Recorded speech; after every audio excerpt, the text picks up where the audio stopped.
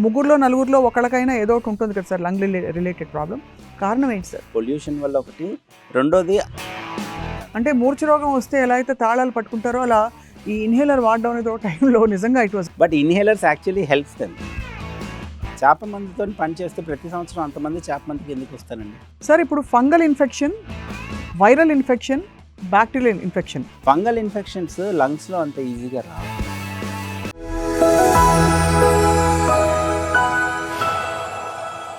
ఇది కేవలం సమాచారంగా మాత్రమే భావించండి. వైద్య నిపుణులను సంప్రదించండి.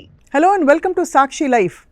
ఊపిరితిత్తుల ఆరోగ్యం యొక్క ఆవశ్యకత ఎప్పుడు తెలిసి వచ్చిందంటే ప్రపంచానికి కోవిడ్ టైంలో. అంటే లంగ్స్కి ఒకవేళ ప్రమాదం వస్తే అది ఎంత ప్రాణాంతకమో అప్పుడు తెలుసుకున్నాం అనమాట. నిజానికి ప్రాణాంతకం కానీ ఎన్నో లంగ్ రిలేటెడ్ డిజార్డర్స్, ఎయిల్మెంట్స్ ఉంటూ ఉంటాయి. వాటిని నివారించుకోవడం వల్ల, తగ్గించుకోవడం వల్ల జీవితం చాలా ఆరోగ్యకరంగా హాయిగా సాగుతుంది. ఎందుకంటే శరీరానికి శ్వాస అందకపోతే అంతకంటే నరకం వేరే ఉండదు. Today we have with us very eminent senior consultant pulmonologist and critical care expert doctor Raghunath Reddy garu from KIMS sunshine. చాలా విషయాలపై ఈరోజు మనం డౌట్స్ అడిగి తెలుసుకుందాం. ఉదాహరణకి రియాక్టివ్ ఎయిర్వే డిసీజ్ అంటే ఏమిటి, మన చుట్టూ ఉండే పరిసరాలు ఏ పొల్యూటెంట్స్ మనకి నిత్యం ఇలాంటి సమస్యలు తెచ్చిపెడుతూ ఉంటాయి, ఇటువంటి విషయాలన్నీ మాట్లాడదాం. డాక్టర్ రఘునాథ్ రెడ్డి గారు నమస్కారం. Thank you so much for joining us మీ బిజీ షెడ్యూల్లో sir. Sir first of all ఈ మధ్య కాలంలో కొద్దో గొప్ప ముగ్గురులో నలుగురిలో ఒకళ్ళకైనా ఏదో ఒకటి ఉంటుంది కదా సార్ లంగ్ రిలేటెడ్ ప్రాబ్లం. కారణం ఏంటి సార్? కారణం ఏంటి అంటే ఒకటి అఫ్ కోర్స్ పొల్యూషన్. అంటే ఇంతకుముందు ఉన్నంత fresh air we are not getting expose to. Pollution వల్ల ఒకటి, రెండోది allergic symptoms and allergic airway diseases కూడా చాలా కామన్ అయిపోయినాయి అనమాట. మూడోది కొంచెం అవగాహన కూడా పెరిగింది. ఇంతకుముందు క్రానిక్గా కాఫ్ ఉన్నా కూడా పెద్దగా దాన్ని పట్టించుకునే వాళ్ళు కాదు. బట్ అవగాహన కూడా పెరిగింది కాబట్టి, and new modalities of treatment కూడా వచ్చాయి, అండ్ డయాగ్నోసిస్ కూడా వచ్చాయి. కాబట్టి న్యూవర్ డిజీజెస్ని కూడా మనం ఈజీగా అండ్ తొందరగా డయాగ్నోస్ చేయగలుగుతున్నాం. అంటే ఒక 30-40 ఇయర్స్ బ్యాక్ మనం చూసుకున్నామంటే కామన్గా అంటే వెస్ట్రన్ కంట్రీస్లో డయాగ్నోస్ చేయగలిగిన ఇంటర్స్టిషియల్ లంగ్ డిజీజెస్ కానీ, లేకపోతే పల్మోనరీ ఎంబాలిజం అన్న లంగ్ ప్రాబ్లం కానీ, ఇట్లాంటివి ఇండియాలో డయాగ్నోస్ అయ్యేవి కావు. మనకి మేజర్ ఇష్యూ ఉండేది ట్యూబర్క్యులోసిసే ఉండేది అప్పట్లో, and asthma to some extent, and COPD. మేజర్గా ఇవే ఉండేవి. అండ్ ఆస్తమా, సిఓపిడి కూడా ఇన్హేలర్స్ ట్రీట్మెంట్, అండ్ ఆ ట్రీట్మెంట్ కూడా అంతగా యాక్సెప్టెన్స్ లేకుండా ఉండింది. అండ్ పేషెంట్స్కి వాళ్ళకి అంత అవగాహన కూడా ఉండేది కాదు పల్మనాలజిస్ట్ దగ్గరికి వెళ్ళాలని. దగ్గు అంటే ఏదో మందు, దగ్గు సిరప్ తాగేమా, ట్యాబ్లెట్ వేసుకున్నామా, ఈ రకంగా ఉండేది. సో ఆఫ్ లేట్ ఏంటంటే మనకి అన్ని మొడాలిటీస్ ఆఫ్ డయాగ్నోసిస్ పెరిగాయి, and as such lung diseases కూడా పెరిగాయి because of pollution and allergic problems ఎక్కువ అవడం వల్ల. అండ్ పల్మనాలజిస్ట్ అన్న అవగాహన కూడా ప్రజల్లో ఏర్పడింది కాబట్టి we are able to diagnose more lung cases, and people are coming to us. కానీ రిలీఫ్ ఇచ్చే ఎలిమెంట్స్ కూడా చాలా వచ్చాయి ఈ మధ్యకాలంలో. అంటే మనకి సివియర్ ఎపిసోడ్స్ రాకుండా డైలీ బేసిస్ మీద కేర్ తీసుకునేవి. అవును, డెఫినెట్గా. పర్టికులర్గా మనం కామన్గా ఇప్పుడు ట్యూబర్క్యులోసిస్ తీసుకుంటాం. Tuberculosis was a menace actually. ఇంతకుముందు ట్యూబర్క్యులోసిస్ వచ్చిందంటే ఇట్స్ డెత్ సెంటెన్స్ లాగా అనుకునేవాళ్ళు అనమాట. వాళ్ళని తీసుకొని వెళ్ళి ఎక్కడో చెట్లు, ఆక్సిజన్ లెవెల్స్ ఎక్కువగా ఉండే హిల్ స్టేషన్స్లో, అట్లాంటి ప్లేసెస్లో పేషెంట్స్ శానిటోరియం అనేవాళ్ళు, టీబీ శానిటోరియం, అక్కడ పెట్టేవాళ్ళు అనమాట. Now it is entirely gone. Sanatorium treatment అనేది వెళ్ళిపోయింది. ఎందుకంటే ఎఫెక్టివ్ కీమోథెరపీ వచ్చింది, దానికి ఎఫెక్టివ్ డ్రగ్స్ ఉన్నాయి కాబట్టి. ఇప్పుడు 6 to 8 months or 6 to 9 months treatment తీసుకుంటే టీబీ తగ్గిపోతుంది. So easy to diagnose and easy to treat అనమాట. ఇది క్రానిక్గా ట్రీట్ చేయాల్సిన అవసరం లేదు. But there are certain chronic conditions like asthma, లేకపోతే సిఓపిడి అంటాం, స్మోకింగ్ వల్ల వచ్చే lung problem, obstructive airway disease అది కూడా. సో ఈ ఆస్తమాలో కూడా ఇంతకుముందు ఏంటంటే ఆస్తమా అంటే వాళ్ళకి దగ్గు, ఆయాసము వచ్చేది, వాళ్ళకి ఇన్హేలర్స్ పెద్దగా ఉండేవి కాదు, అండ్ యాక్సెప్టెన్స్ కూడా ఉండేది కాదు. ఉన్నా కూడా ఇన్హేలర్స్ ప్రజల్లో అంత యాక్సెప్టెన్స్ ఉండేది కాదు. అంటే మూర్ఛ రోగం వస్తే ఎలా అయితే తాళాలు పట్టుకుంటారో అలా ఈ ఇన్హేలర్ వాడడం అనేది ఒక టైంలో నిజంగా it was taboo also. Taboo అది. అంటే మూర్ఛ రోగం అన్నది అది okay, but inhalers actually helps them.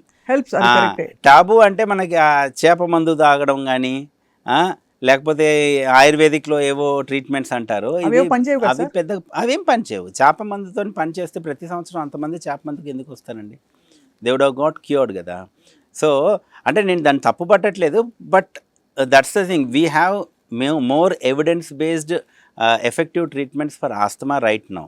ఆ చేప మందు అనేది ఒక నమ్మకంతో వెళ్తారు, దట్స్ దేర్ ఓన్ ఇది, కానీ but effective treatments and proved treatments ఉన్నాయన్నమాట. దాన్ని తీసుకోవడానికి కొంచెము వెనకాడుతూ ఉంటారు.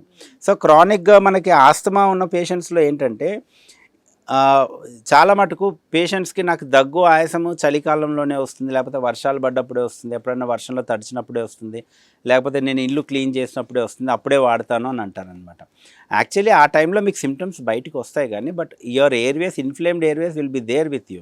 అంటే ఒకసారి ఉంటే ఉంటుంది ఎప్పటికీ, అది ఎప్పటికీ ఉంటుంది. సో అందుకనే చెప్తాం, ఆస్తమా అన్నది it's like your hypertension and diabetes condition. దాన్ని మనం కంట్రోల్లో పెట్టుకోవాలి. క్యూర్ చేయాలి అనుకుంటే మటుకు మెజారిటీ ఆఫ్ ద టైమ్స్ కుదరదు. అండ్ రెండోది ఏంటంటే ఆస్తమా అనేది కూడా ఒకటే డిజీజ్ కాదు. Now they have realized. ప్రీవియస్గా ఆస్తమా అందరినీ ఒకటే కిందకి వేసేసేవాళ్ళు. ఇప్పుడు what they have realized is asthma is a spectrum of disease అంటాం. అంటే ఒక ఎండ్లో ఇంటర్మిటెంట్ ఆస్తమా ఉంటుంది, ఎప్పుడో ఒకసారి వస్తుంది వాళ్ళకి, చలికాలంలోనో ఇట్లా ఇంటర్మిటెంట్గా వస్తుంది. ఇంకొక స్పెక్ట్రంలో throughout the day exertional dyspnoea ఉంటుంది, వీజింగ్ ఉంటుంది, వాళ్ళకి మందులు కూడా సరిగ్గా పనిచేయమన్నమాట. So both are not same, even though both are asthma, ఆ రెండు ఒకటి కాదు. So it's a spectrum of disease అంటాం. అందుకని ఇప్పుడు కొత్తగా ఏమైందంటే ఆస్తమాని ఇండివిజువలైజ్ కూడా చేస్తున్నాం ట్రీట్మెంట్లో. ఫీనోటైపింగ్ అని చేస్తున్నాం, ఎండోటైపింగ్ అని చేస్తున్నాము. సో ఆ ఫీనోటైపింగ్, ఎండోటైపింగ్ చేసి వాళ్ళకి తగ్గట్టుగా మనం ఆస్తమా ట్రీట్మెంట్స్ ఇస్తున్నాం అనమాట. ఇప్పుడు ఫర్ ఎగ్జాంపుల్ మీకు ఇన్హేలర్స్ అనేది బేసిక్ ట్రీట్మెంట్ అందరికీ కూడా. ఆ ఇన్హేలర్స్ అనేది స్టెప్ 1 నుంచి స్టెప్ 5 దాకా we increase the dose of the inhaled steroids and then we give it అనమాట.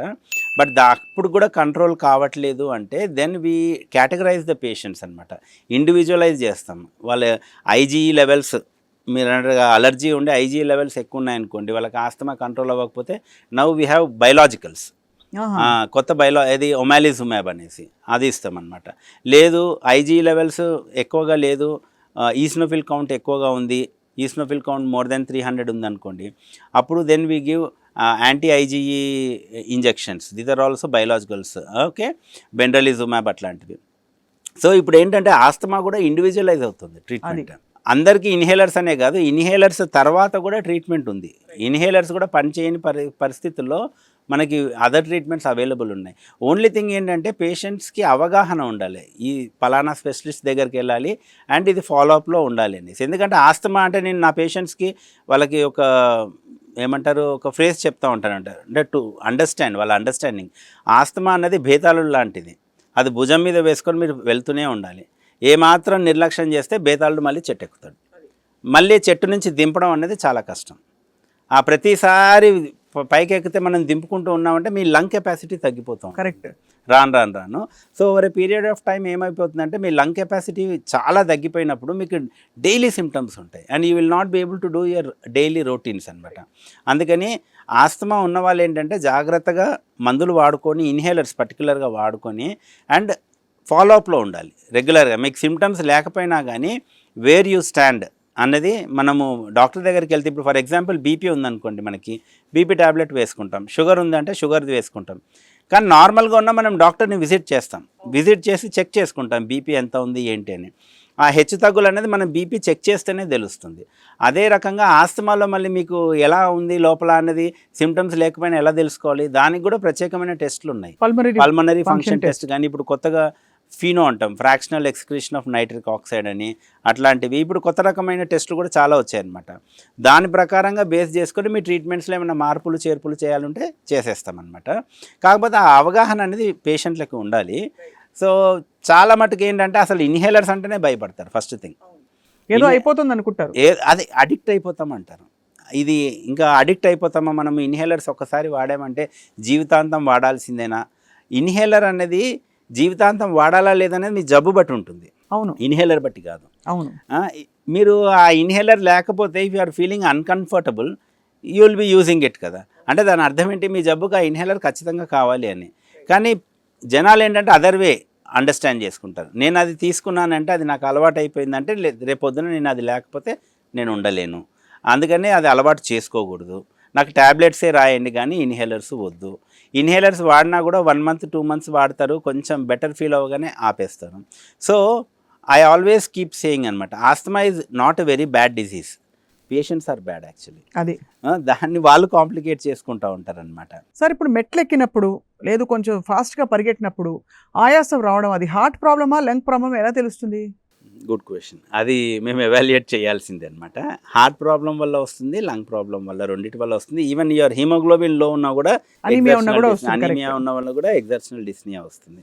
సో మనకి ఆ సిమ్టమ్స్ ఏమున్నాయి, ఇప్పుడు హార్ట్ ప్రాబ్లం వల్ల మనకి ఆయాసం వస్తుంది అంటే will do a TMT test, treadmill test చేస్తాం.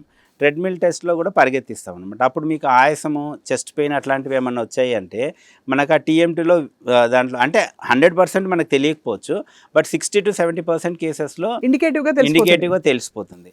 అట్లా ఉన్నప్పుడు యాంజియోగ్రామ్ చేసుకొని ఏమన్నా బ్లాక్స్ ఉన్నాయా, ఆ బ్లాక్స్ ఉంటే స్టెంట్ వేసుకోవడం అది జరుగుతుంది. కొన్నిసార్లు ఏమవుతుందంటే heart pumping it self will be లో, దానివల్ల కూడా ఎగ్జర్షనల్ డిస్నియా ఉంటుంది. అంటే మన హార్ట్ పంప్ చేసినప్పుడు యూజువల్గా 60% of the blood should eject out అనమాట. అవును అవును, దాని ఎజెక్షన్ ఫ్రాక్షన్ అంటాము. సో ఆ 60% కన్నా బిలో ఉందనుకోండి, మనం ఎగ్జర్ట్ అయినప్పుడు ఆయాసం వస్తుంది, ఎందుకంటే the heart will not be able to pump more blood. అవును, దానివల్ల మనకు ఆయాసం వస్తుంది అనమాట. It will not be able to meet your requirement. అది ఎలా తెలుస్తుంది అంటే అది 2D ఈకో చేస్తే తెలుస్తుంది. 2D ఈకోలో మీ హార్ట్ పంపింగ్ ఎలా ఉంది అనేది మనకి నిర్ధారణ చేస్తుంది అనమాట. అనీమియా అంటే ఆబ్వియస్గా CBP blood test, haemoglobin test చేస్తే తెలుస్తుంది. లంగ్లో ఏమన్నా ప్రాబ్లం ఉందా అన్నది ఎక్స్రే చేస్తే తెలుస్తుంది, అండ్ అవసరమైతే పిఎఫ్టీస్. సో ఒక పద్ధతిగా మనం అంటే నాట్ ఓన్లీ ఆయాసము, వేరే రిలేటెడ్ సిమ్టమ్స్ కూడా ఏమైనా ఉన్నాయో కూడా చూసుకోవాలి. ముందు ఆయాసం వస్తే ఫిజిషియన్ దగ్గరికి వెళ్ళి స్పెషలిస్ట్ దగ్గరికి వెళ్ళిపోవడం ఇంపార్టెంట్. అది ఫస్ట్ మీరు వస్తే ఆయాసం దేని వల్ల వచ్చిందని ఎవాల్యుయేట్ చేస్తే తెలిసిపోతుంది. సార్ ఇప్పుడు fungal infection, viral infection, bacterial infection, ఈ మూడిటి వల్ల కూడా బ్రాంకై మీద అలాగే లంగ్స్ మీద భారం పడి చాలా సందర్భాల్లో స్పాజం వేరే కారణాల వల్ల రావచ్చు. బట్ వీటన్నిటి రామిఫికేషన్స్ ఒకేలాగా ఉంటాయా? ఫంగల్ ఇన్ఫెక్షన్స్ లంగ్స్లో అంత ఈజీగా రావా? అంత ఈజీగా రాదు. కోమార్బిడ్ కండిషన్స్ ఉంటే వస్తాయి అనమాట. అంటే మనకి ఫర్ ఎగ్జాంపుల్ బ్యాక్టీరియల్ ఇన్ఫెక్షన్ ఉంది, లేక వైరల్ ఇన్ఫెక్షన్ ఉంది, అవి ఎవరికైనా రావచ్చు. యూజువల్గా కొంచెం ఇమ్యూనిటీ తక్కువ ఉన్న వాళ్ళకి ఎక్కువ వస్తాయి. బట్ ఫంగల్ ఇన్ఫెక్షన్స్ అనేవి నార్మల్గా హెల్దీ ఇండివిజువల్కి అంత ఈజీగా ఫంగల్ ఇన్ఫెక్షన్ రాదు. యూజువల్లీ హెచ్ఐవి అలాంటి వాళ్ళకి, హెచ్ఐవి కానీ, లేక క్రానిక్ స్టెరాయిడ్స్ వాడే వాళ్ళకి కానీ, లేకపోతే క్రానిక్ ఆస్థమాటిక్స్ ఉండి సరిగ్గా కంట్రోల్ లేని వాళ్ళకి కానీ, లేకపోతే కొన్నిసార్లు స్ట్రక్చరల్ లంగ్ డిజీజెస్ అంటాం అనమాట, బ్రాంకియక్టాసిస్, లేకపోతే లంగ్ డ్యామేజ్, ఇంతకుముందు టీబీ వచ్చి లంగ్ డ్యామేజ్ అయిపోయిన వాళ్ళకి ఆస్పర్జిల్లోమాస్ అట్లాంటివి రావడం కానీ. సో మనకి జనరల్గా ఉండే పేషెంట్స్కి ఫంగల్ ఇన్ఫెక్షన్ నార్మల్ హెల్దీ ఇండివిజువల్కి రావడం అరుదు, రాదని కాదు కానీ చాలా రేర్ అనమాట. మనం అది అసలు ఈ మధ్యకాలంలో మనం ఫంగల్ ఇన్ఫెక్షన్ ఏదైనా చూసామో అంత ర్యాంపెంట్గా అంటే కోవిడ్ టైంలో ఆ బ్లాక్ ఫంగస్, ఆ మ్యూకార్మైకోసిస్ ఈజ్ లైక్ మేము చూసేవాళ్ళం ఇంతకుముందు. ఎవరికంటే షుగర్ కంట్రోల్ లేకుండా ఉండేవాళ్ళు, అసలు అబ్సల్యూట్లీ అన్కంట్రోల్డ్ షుగర్స్ ఉండే వాళ్ళకి, ఇమ్యూనిటీ లో ఉండే వాళ్ళకి చూసాం మేము. కానీ అది కూడా స్లో ప్రాసెస్లో అనమాట, ఇంత ర్యాపిడ్గా చూడలేదు. అది స్లోగా వస్తుంది, స్లోగా తగ్గుతుంది అనమాట. ఇక్కడ ఈసారి చూసిన దాంట్లో మటుకు చాలా అక్యూట్గా వచ్చింది. ఆ రీజన్ కూడా మనం కరెక్ట్గా నిర్ధారణ చేయలేకపోయాము. మ్యూకార్మైకోసిస్ అంటే మనం స్టెరాయిడ్స్ ఎక్కువ వాడాం కాబట్టి వచ్చింది అనేసి post evaluation. But actually sir ఈ డెల్టాలో ఎస్పెషలీ వైరస్ అటాక్ అయ్యి లంగ్స్ దాకా వెళ్ళే ఆ కాల పరిమితి చాలా ర్యాపిడ్గా 5 daysలో డిటీరియరేట్ అయిపోయిందని విన్నాం. వైరల్ ఇన్ఫెక్షన్స్ అలానే ఉంటాయి. వైరల్ ఇన్ఫెక్షన్స్ అంటే ఇప్పుడు మనం చూసింది కోవిడ్ ఈ మధ్యకాలంలో, బట్ మనం క్రానిక్గా రిపీటెడ్గా సైక్లికల్గా చూసేది ఫ్లూ. దాని గురించి మనం ఎక్కువ మాట్లాడాం, కానీ flu vaccine actually every year తీసుకోవాలి అందరూ, ఎవ్రీ వన్ షుడ్ టేక్ అనమాట. కానీ పెద్దగా పట్టించుకోం మనము.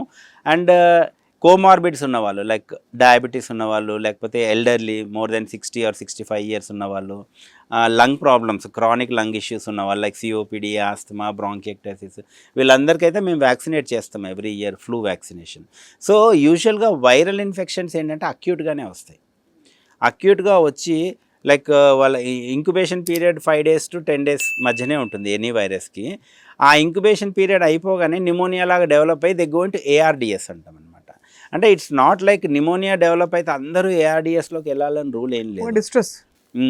అక్యూట్ రెస్పిరేటరీ డిస్ట్రెస్ సిండ్రోమ్ అంటాం అనమాట. అంటే దాంట్లో ఏమైపోతుందంటే మన లంగ్స్ డ్యామేజ్ అయ్యి ఆక్సిజన్ క్యారింగ్ కెపాసిటీ తగ్గిపోతుంది లంగ్స్. లాంగ్ కోవిడ్ లాగా ఇప్పుడు అంటే కోవిడే లాంగ్ కోవిడే అంటే చాలా మందికి 6 months తర్వాత కూడా they are having it finding it difficult to breathe. అంటే అది కోవిడ్లో ఇన్ఫెక్షన్ సివియర్గా వచ్చి తగ్గి కొద్ది మందిలో కొద్దిగా ఫైబ్రోసిస్ వచ్చింది, బట్ బై అండ్ లార్జ్ కోవిడ్లో లంగ్ ఎంత బ్యాడ్గా ఎఫెక్ట్ అయిన వాళ్ళు కూడా దే హ్యావ్ కమ్ అవుట్ క్లీన్గా వాళ్ళకి ఏమీ పెద్ద లంగ్ ఇష్యూస్ లేవు. కాకపోతే అప్పటి నుంచి నాకు దగ్గు ఉంది అనేసి చెప్తారనమాట. అంటే కొన్ని కేసెస్ చూసాము, అంటే ఆ కోవిడ్ వచ్చి తగ్గిన తర్వాత they are having reactive airway diseases like asthma లాగా, లైక్ వీజింగ్ రావడం కానీ అట్లాంటివి చూసాము. బట్ బై అండ్ లార్జ్ కోవిడ్లో లంగ్ డ్యామేజ్ అయ్యి రికవర్ అయిన వాళ్ళకి మేజర్గా అంత లంగ్ ఇష్యూస్ అయితే ఏం చూడట్లేదు. కొన్ని కేసెస్లో they are having reactive airway disease, that's okay, కొంతమందిలోనే జరుగుతుంది అది.